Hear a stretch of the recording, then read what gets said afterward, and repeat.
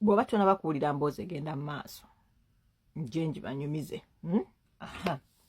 Mune muno abantu betunoonyeza abantu n'ogenda ku online dating onoonya omukyala onoonya omwami omwana muwala ng'agenda ku online dating ng'afunako omuntu bw'afunako omuntu boogera for quite some time then nga basalawo bamiitinge.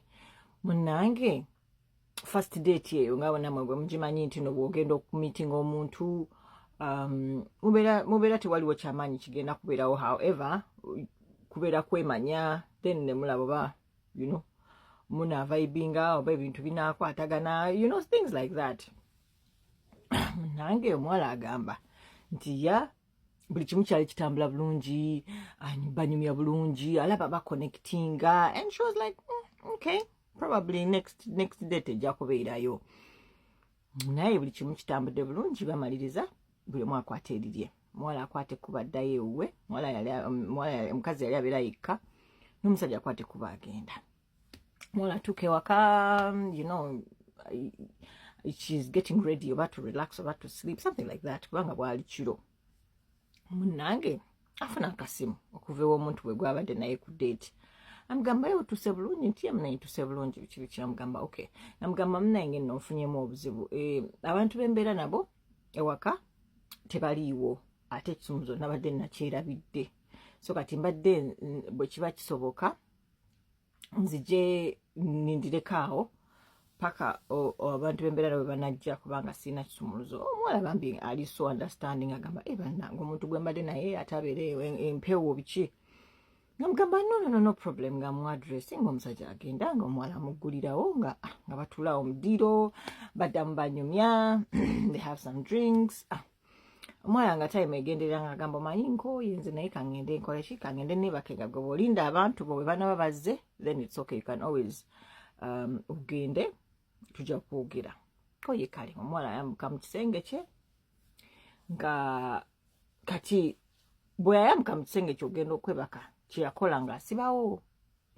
Omanyi ennyumba ze nebweru ebiseera ebimu teziriiko obusiba, naye mugule ng'obusiba muteekeko. Kati omuwala yasibawo. Munnange ayebaka aba yebaseeyo mudda ng'awulira omuntu akonkona ku luggi ng'agamba ate ani oyo. Kati nga agamba ani oyo, amugamba nze nti kiki ate nti gundi yange essimu egenda kuggwako omuliro ate sina charger, olina ku charger.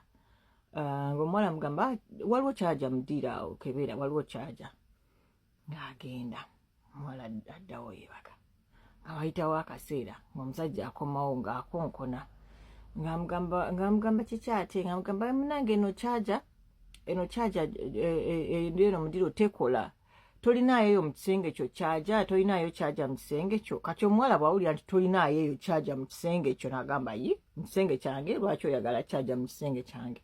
Somehow omuwala abeera spooked ng'akubira poliisi kuba agenda okulaba something's not right, ng'akubira poliisi ng'abanyonyola ebigenda mu maaso nga bagamba mujje omuntu ono mu nju yange. Omuwala ng'asigala mu kisenge. Ati naye poliisi ng'ejja. Poliisi bwe yajja era ono omusajja yeyagulira poliisi ng'ejja. Kati poliisi bw'ejja nga boogera n'omusajja then nga bamala bakubira omukyala. Kati bakubira omukyala era yali mu kisenge kye nga bamugamba munnange omuntu tumufunye wuuno, naye tubadde tukusaba osooka oggyeko eno wansi olabe ekigenda mu maaso, nga tetunnamutwala omu-identifyinga n'omu-identifyinga. Omuwala ng'avaayo mu kisenge ng'akkirira. Bw'agenda okutuuka mu ddiiro lye, ng'eddiiro lyonna omusajja yalisibyeko ebiveera.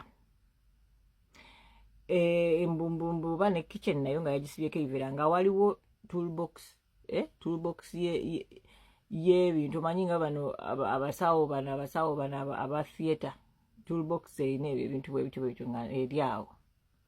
So kakati omuwala yatya kubanga singa we yajja omukonkona naggulawo yali agenda mukinjaga ng'omukinjazi bwe yali kinjaze ente ye.